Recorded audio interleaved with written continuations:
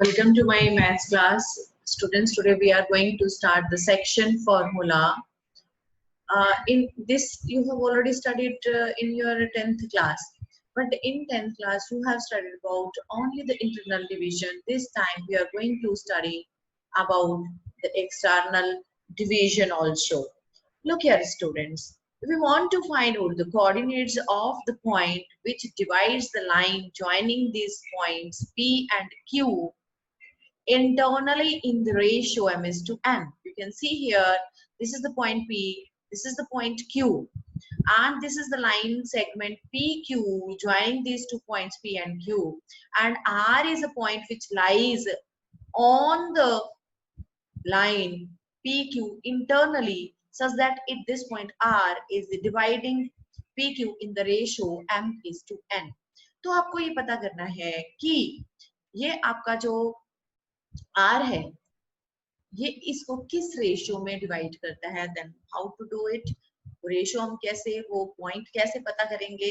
अगर रेशियो में दी हुई है m is to n है तो ये r पॉइंट कैसे निकालेंगे। Look here students, this r point, इसको निकालने के लिए आप ये देखिए, थोड़ा सा याद करना है, इंटरनल और एक्सटर्नल में थोड़ा सा ही प्रॉब्लम, थोड़ा सा फर्क होता है। बस ध्यान रखना है कि अगर point, if you want to find out this internal point r, तो ये अगर PQ, if you want to get it again, यहाँ से ये PR प्लस R क्यू से आएगा, PR प्लस RQ, यानी M और N को वी नीड टू ऐड, ये PR और ये RQ ऐड करना पड़ेगा, ठीक है।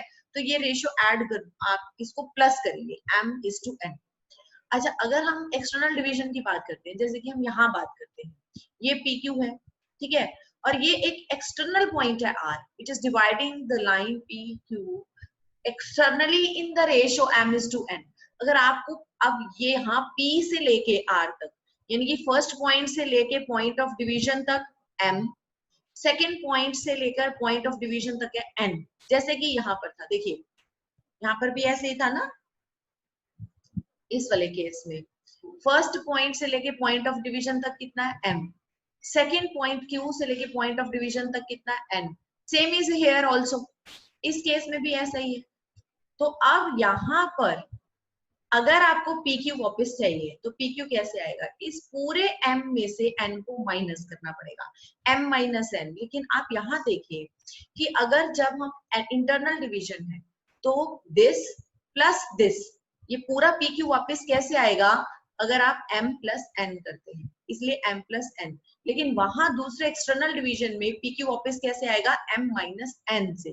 तो इसीलिए इंटरनल डिवीजन में ये प्लस साइन याद रखना और एक्सटर्नल डिवीजन में माइनस आएगा। अच्छा, अब इसको करने का जो थोड़ा सा और तरीका, वैसे this you know, you have done it in your 10th class के M जो रेशियो है उसको आप इधर Q के जो पॉइंट है उनके साथ मल्टीप्लाई करेंगे, और ये जो n है this will be multiplied with the coordinates of the point this। तो अब ये कैसे आएगा, ये point XYZ m into x2 plus plus बताया मैंने क्यों आएगा, plus n into x1 upon m plus n।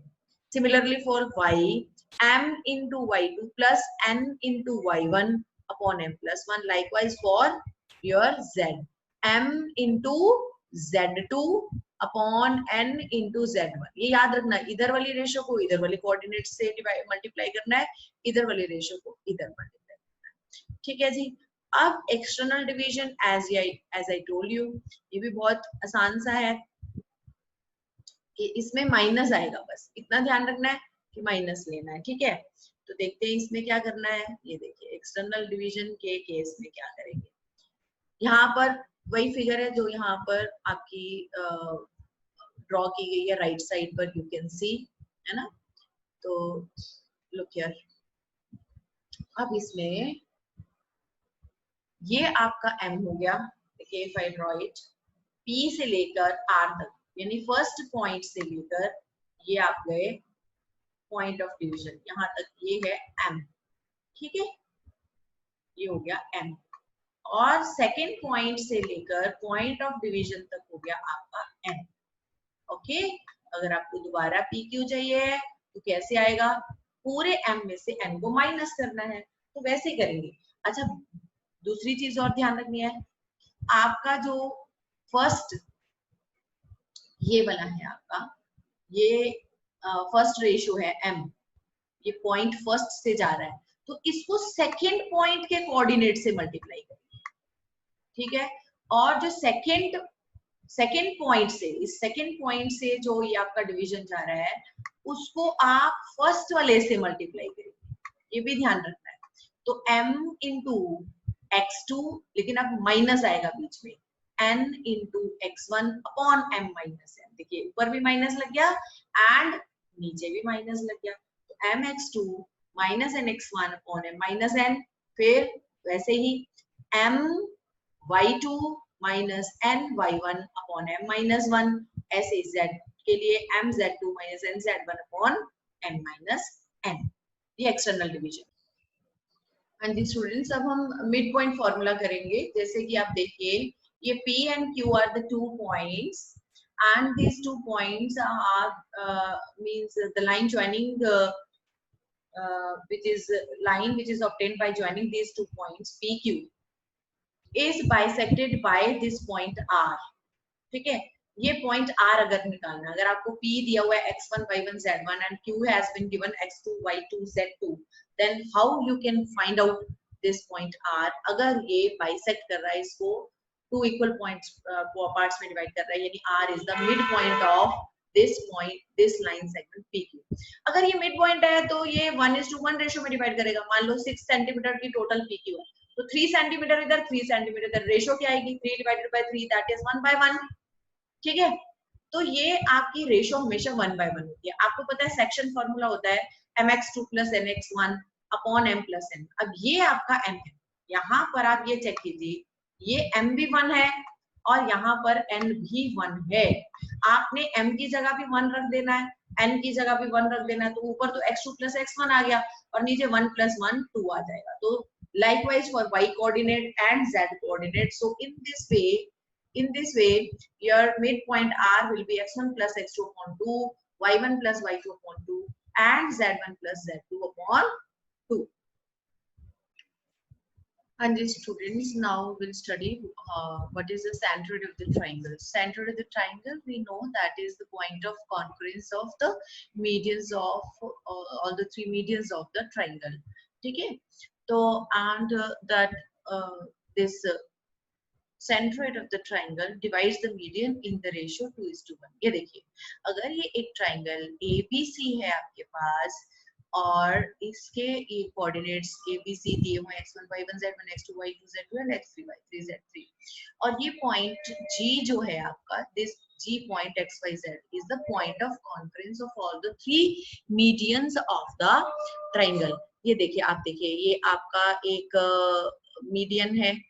Median का मतलब ये अपोजिट साइड जो है उसके मिड पॉइंट को अपोजिट वर्टेक्स से मिलाना, ऐसे BC का मिड पॉइंट को उसके अपोजिट वर्टेक्स से मिलाना, ऐसे AB के मिड पॉइंट को अपोजिट वर्टेक्स से मिलाने वाला line segment, that is known as the median. And median, all the medians meet at one common point, that is known as the centroid. So G is the centroid, we are to find out this. अब यहाँ पर देखिए, ये मैंने यहाँ पर दिखाया कि suppose R is the midpoint of BC, तो ये AR आपका मीडियन है। अगर मुझे R पॉइंट निकालना है, क्योंकि R जो है वो मिड पॉइंट है BC का, यहाँ पर है ना, यहाँ पर ये पॉइंट को हम यहाँ भी नाम दे देते हैं, ये आपका नाम, ये पॉइंट क्या है R। And if I want to find out this point R, तो आपको पता है R मिड पॉइंट है, तो वो BC को किस रेशियो में डिवाइड करेगा, 1:1 रेशियो में ये डिवाइड कर रहा है, ठीक है। इधर भी 1 है BR से लेके और इधर RC, और अभी मैंने आपको मिड पॉइंट का फॉर्मूला भी बताया है। अगर मुझे इसका मिड पॉइंट निकाला तो x2 + x3 divided by 2, y2 + y3 divided by 2 and z2 + z3 divided by 2, तो हमारे पास R पॉइंट आ गया है ना, R पॉइंट आ गया। अब हम इसकी हेल्प से G पॉइंट निकालेंगे, जो कि आपका है सेंट्रोइड ऑफ द ट्राइंगल। अब जो सेंट्रोइड ऑफ द ट्राइंगल होता है, that divides median, each median in the ratio 2:1। Vertex से लेकर सेंट्रोइड तक 2 पार्ट्स एंड सेंट्रोइड से लेकर मिड पॉइंट तक 1 पार्ट होता है, ठीक है। तो अब ये ऐसे ही होगा, 2 × R का x जो भी कोऑर्डिनेट होगा, plus 1 into x1 upon 2 plus 1. वही मैंने सिर्फ x coordinate I have calculated here. So this 2 is multiplied with x coordinate of r. This, ठीक है, 2 into this plus then 1 into this x1. 1 into x1 upon what is the ratio? Sum of these ratios 2 plus 1. Likewise, we will do for y and z also. 2 is cancelled by 2. This 2 is cancelled by 2. So we are left here x2 plus x3 plus x1 divided by 1 plus 2 कितना हो गया 3. तो x1 plus x2 plus x3 divided by 3. Similarly, it would be for your y and z coordinate also. तो y के लिए y1 plus y2 plus y3 and z के लिए आपका हो जाएगा z1 plus z2 plus z3 upon 3. तो आपको ये जो है सारा लर्न करना है. आसान सा है, कोई मुश्किल नहीं है. Centroid x1 plus x2 plus x3 upon 3, y1 plus y2 plus y3 upon 3 and z1 plus z2 plus z3 upon 3. अगर 2 कोऑर्डिनेट्स में होता तो यहाँ तक आप कर चुके थे पहले, ठीक है. x1 plus x2 plus x3 upon 3, y1 plus y2 plus y3 upon 3. ये z कोऑर्डिनेट और ऐड हुआ है, अदरवाइज तो you have already done it in 10th class. हाँ जी स्टूडेंट्स, अब हम कुछ क्वेश्चंस करते हैं. इसमें पहला ये क्वेश्चन लिखा है, find the ratio in which the line joining these two given points is divided by the yz plane. yz plane इन दो पॉइंट्स को मिलाने वाली लाइन को किस रेशियो में डिवाइड कर रहा है? तो हमने ये पॉइंट P लिया है और एक पॉइंट क्या लिया है, Q लिया है. तो हमने ये PQ लाइन ड्रॉ कर ली जिसका P.245 है, Q.34 -5 है और ये हमारा YZ प्लेन है. YZ प्लेन इसको कट कर रहा है, ठीक है, इसको कट कर रहा है. जैसे नाइफ नहीं, सपोज करो नाइफ कट करता है तो किसी एक पॉइंट पर जाकर कट करेगा ना, पहले स्टार्ट करेगा, तो वो कट कर रहा है इस पॉइंट R पर. क्योंकि ये YZ प्लेन इसको कट कर रहा है तो YZ प्लेन का every point which lies on the YZ plane is of the form 0, y, z. तो ये पॉइंट जो R आएगा वो 0, y, z है. And we are to find the ratio in which this plane is cutting this line PQ, ठीक है. तो हमने सपोज किया वो इसको K:1 की रेशियो में डिवाइड कर रहा है. PR:RQ हमने मान लिया कितना है यहाँ पर, K:1, ठीक है. तो हमने ये ले लिया, सपोज ये है आपका K इधर और ये है आपका Y, ठीक है. अब इसके बाद आप सेक्शन फॉर्मूला अप्लाई करके आप निकालेंगे ये पॉइंट R. कौन सा है ये आपका पॉइंट, यहाँ पर देखिए, यहाँ पर भी दिखाया गया है. ये पॉइंट R आप निकालेंगे, वो K:1 रेशियो में इसको PQ को डिवाइड कर रहा है. अच्छा, अब इसमें जैसा कि आपको पहले भी मैंने जब फॉर्मूला एक्सप्लेन किया था, at that time I told you what to do in that case. Will multiply K with the coordinates of this Q. इधर वाले को इधर से और इधर वाले को दूसरी साइड से मल्टीप्लाई करेंगे, ठीक है. तो हम K:3 + 1 × 2 अपॉन K+1 लिखेंगे. ऐसे K:5 + 1 × 4 अपॉन K+1 लिखेंगे. ऐसे K:-4 + 1 × 5 अपॉन K+1 लिखेंगे. And that is equal to this point R, that is equal to 0, y, z. तो जो आपका x कोऑर्डिनेट आया वो किसके इक्वल है, 0 के इक्वल है. x coordinate is equal to 0. अच्छा, इसको इधर मल्टीप्लाई कर दीजिए. देखिए, जो बहुत बच्चे जनरली मैंने देखा है, दे commit this error. What do? They multiply K+1 with 0 and write down here K+1. अरे भाई, K+1 से जो multiply you multiply this K+1 with 0, ultimately it becomes 0. किसी भी नंबर को अगर आप 0 से मल्टीप्लाई करते हैं तो क्या आता है, 0 आता है. तो आप इसका ध्यान रखेंगे. तो ये 0 हो जाएगा. 3K + 2 = 0, तो K = -2/3 आ गया, ठीक है. तो आपकी रिक्वायर्ड रेशियो बिकॉज नेगेटिव आ रही है. अब ये बात ध्यान में रखने वाली है कि अगर आपकी रेशियो नेगेटिव आती है तो इसका मतलब है कि ये पॉइंट जो R है it doesn't lie inside, it lies outside. ये R पॉइंट बाहर है कहीं, ठीक है, तो एक्सटर्नल डिवीजन है actually. Hence the required ratio is 2:3. Therefore the line PQ is divided by YZ plane in the ratio 2:3 externally. जब आप एक्सटर्नली लिखेंगे तो माइनस वर्ड, माइनस साइन हटा दीजिए क्योंकि हमने एक्सटर्नली लिख दिया। Externally means negative and negative means externally, vice versa. Put this in 1 and we get. अब हम y एंड z कोऑर्डिनेट भी निकाल सकते हैं। आप k की value -2/3 if you put here, यहाँ पर पुट कर देंगे तो आपके y एंड z कोऑर्डिनेट भी यहाँ पर सिंप्लीफाई करके आप इनको निकाल सकते हैं। हाँ जी, नेक्स्ट क्वेश्चन है find the ratio in which the line segment joining these two points is divided by the plane x plus y minus z is equal to 1/2. Also obtain the coordinates of the point of intersection. It is also same as the question we have done last question. अच्छा, उसमें क्या था, आपको directly दिया था YZ plane था, है ना, तो हमने YZ प्लेन में x कोऑर्डिनेट अपने आप रखा था, 0 था। लेकिन यहाँ पर आप ये देखिए कि आपको प्लेन की इक्वेशन गिवन है ना, हाउ टू डू। देखो बिगनिंग तो it will be done in the same manner, beginning आपकी बिल्कुल वैसी ही होनी है। आपने क्या करना है, P पॉइंट ले लिया, Q पॉइंट ले लिया and this is the point R which is dividing this PQ in the ratio K:1। बिल्कुल वैसे ही करना है आपने, ठीक है।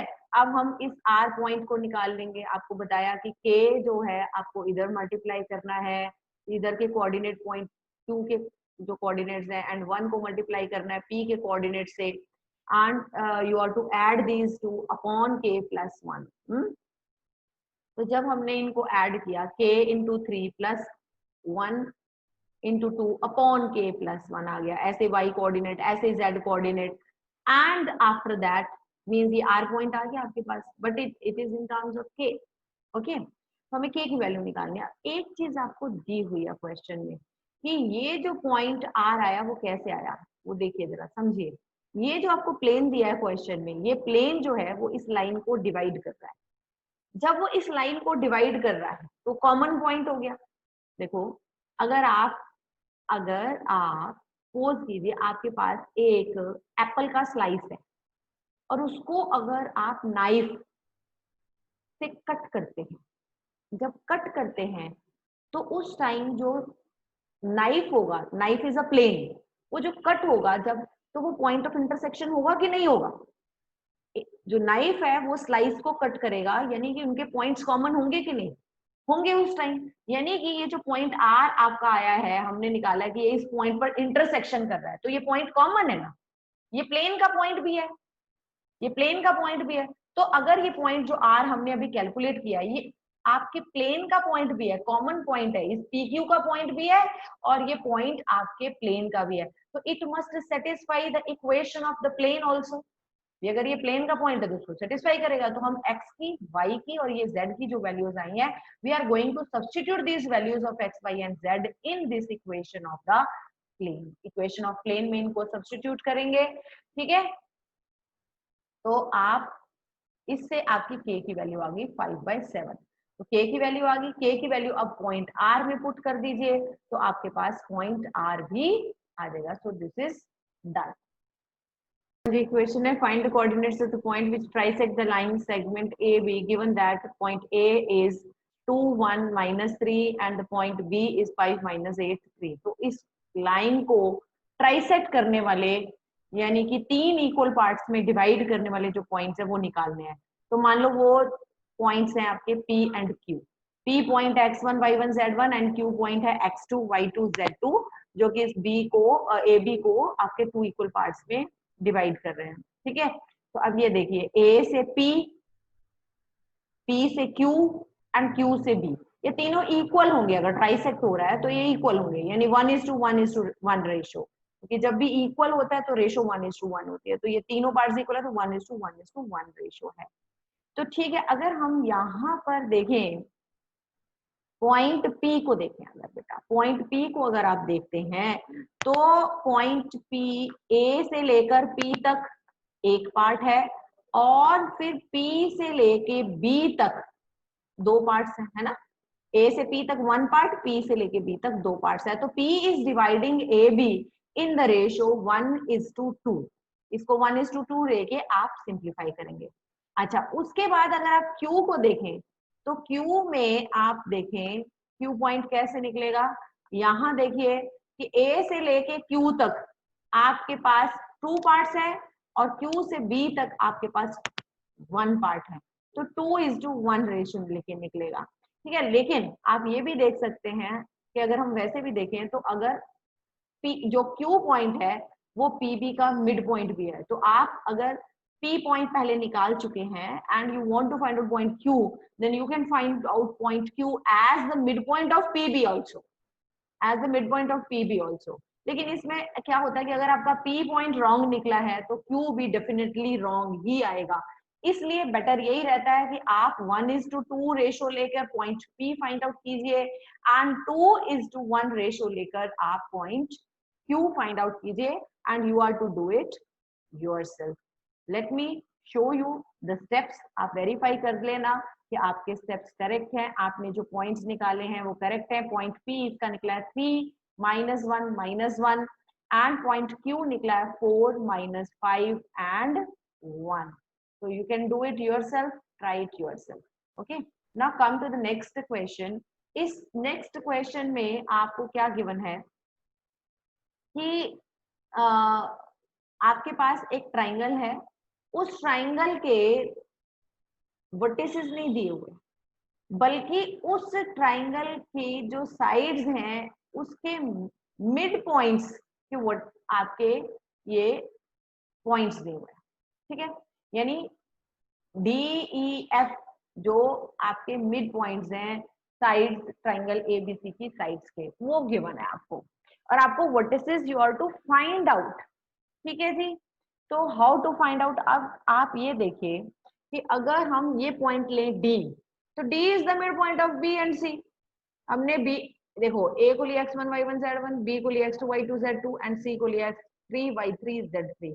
तो डी जो है that is the mid point of BC. तो मिड पॉइंट फॉर्मूला लगा लीजिए, 1 5 -1 किसके इक्वल होगा, x2 + x3 divided by 2, y2 + y3 divided by 2 and z2 + z3 divided by 2।